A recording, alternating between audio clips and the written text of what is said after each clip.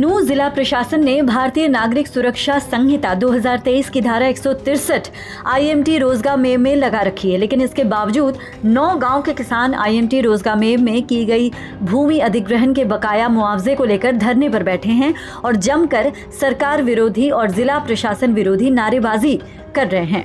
गौरतलब है कि शनिवार को धरने पर बैठे किसानों के द्वारा महापंचायत की गई। महापंचायत के बाद किसानों के द्वारा आईएमटी में चल रहे काम को रोकने का प्रस्ताव पास किया गया। इसके बाद किसान और पुलिस आमने सामने हैं। वहीं डीसी विश्राम कुमार मीना ने भी बकाया मुआवजे राशि को लेकर तकरीबन 2 घंटे बैठक की, जिसमें डीसी के द्वारा बकाया मुआवजा राशि नहीं देने की बात की गई और धरना स्थल से किसानों को हटाने की बात भी की गई।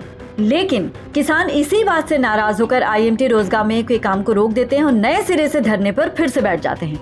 आज धरने का तीसरा दिन है।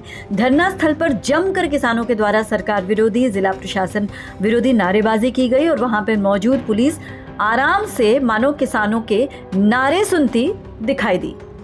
देखिए, ये धरना नहीं है, ये साइट के ऊपर किसान बैठे हैं और किसान की एक ही मांग है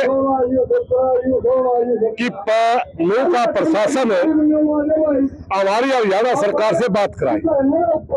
जब तक मुख्यमंत्री जी के साथ किसानों की वार्ता नहीं होती तब तक ये काम नहीं चलने चाहिए, मगर प्रशासन जबरदस्ती करने पर आमादा था, इसलिए किसान ने साइट के ऊपर आकर के बैठना पड़ा। आईएमटी रोजगार मेव में धरना स्थल पर किसान नेता रवि आजाद ने कहा कि किसानों का ये धरना तब तक चलता रहेगा जब तक किसानों के मुआवजा राशि नहीं दी जाती। किसानों के द्वारा देश में लागू किया गया काला कानून धरना देकर बदलवाया गया था और अब किसान अपने मुआवजे की राशि को भी धरना देकर ही लेकर रहेंगे। आइए सुनते हैं किसान नेता रवि आजाद क्या कह रहे हैं।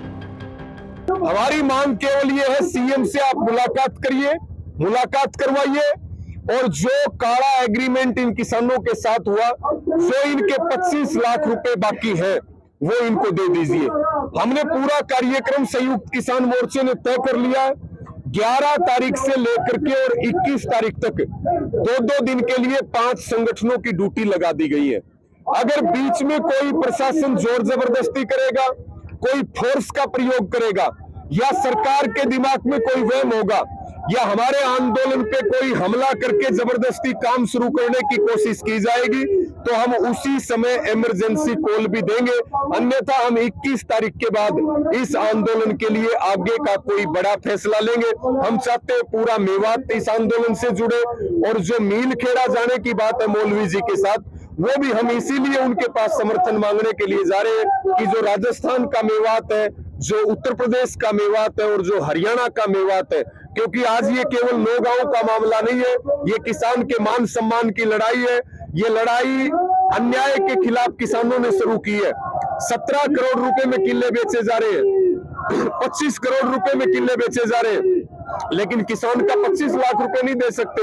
इसलिए मौलवी जी से भी हम मिलेंगे और उनसे मिलकर के हम इस आंदोलन के लिए जो तीनों स्टेट का मेवात है उसका भी समर्थन मांगेंगे ताकि हमारी लड़ाई मजबूत हो और सरकार को हमारी बात सुननी पड़े।